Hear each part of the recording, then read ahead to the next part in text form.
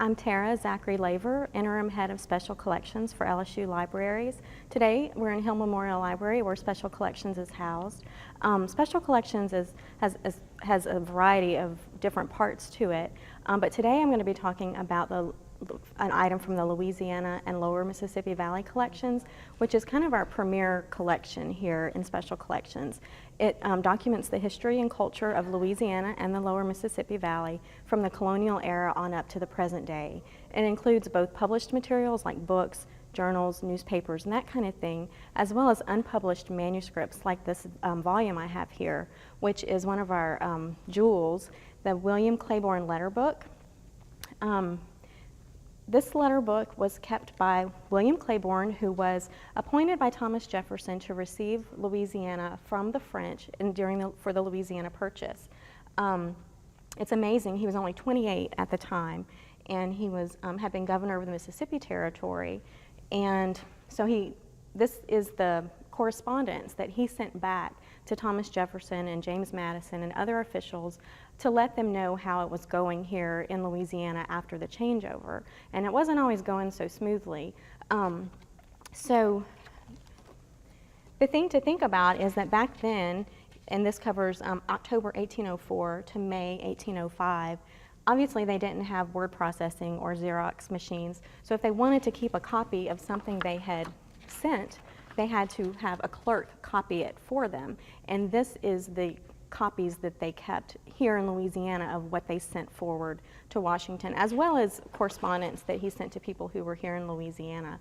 So it was really an interesting time in Louisiana because it was quite uncertain. There was a lot of debate and doubt as to whether Louisiana was actually going to stay part of the United States. The French still felt like they had a claim to it. Spanish felt like they still had a claim to it. And that made it hard for Claiborne to establish the government that he needed to, and because people were kind of like waiting to see what was going to happen. They didn't want to cooperate with the Americans if it went back to the French or it went back to the Spanish, because maybe that would be held against them.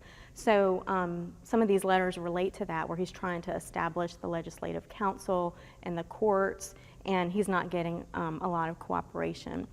There also was a lot of tension between the French who were here, the Spanish, the English who were also around, and Americans. This letter here, you see somebody, not Claiborne's secretary, but in a later hand has written duel here at the top. And this was supposed to be a duel between an Englishman and a Frenchman. That didn't happen, but they did meet each other in the street later, and one of them caned the other one. And this led to kind of a taking of sides in the city that was kind of intensified because of the situation of the doubt about where the country was going, where the colony was going, and what was going to happen. So that was just kind of one of the things that he faced. Another example was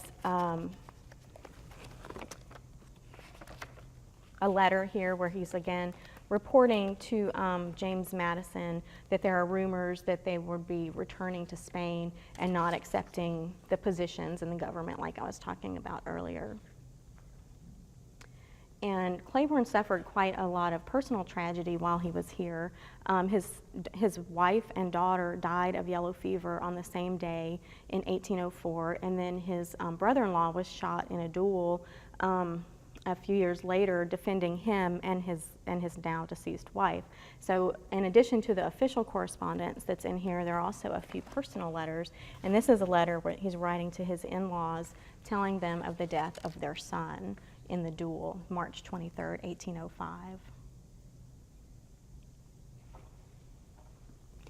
So this volume is just one of my favorites that we have in the collection.